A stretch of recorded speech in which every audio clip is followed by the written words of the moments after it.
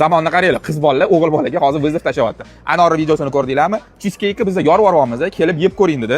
Men bunaqa ko'rinishdagi cheesecake uje ko'rib bo'lganman. O'zinglar ham tushungandirsizlar qatta, lekin bularning mazasiga hozir birgalikda baho beramiz. Bu klassik Sebastian shokoladlari bilan.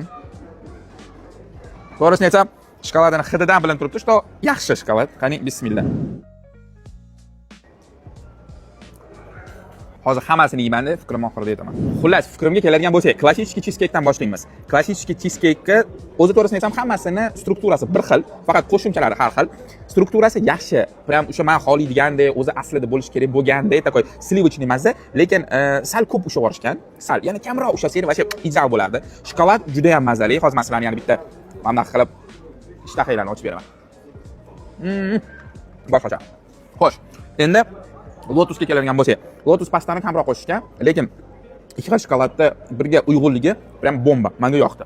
Endi mangoliga keladigan bo'lsak, klassika janri, mango o'zi hamma narsaning mazasini cho'tki qilib beradi. O'zi cheesecake yaxshi bo'lganini hisobiga mango bilan вообще 5 emas, 6, like двойной. Endi qulupnayligiga keladigan bo'lsak, bo'tga jammi, pyuremi, nimadirlarni aralashtirishgan, sal ko'paytirib yuborgansizlar. Maslahatim buni kamaytiringlar, lekin mana cheesecake o'zi prям вкусно. Endi mana bu yoq janobga keladigan bo'lsak, bu fistashkoviy.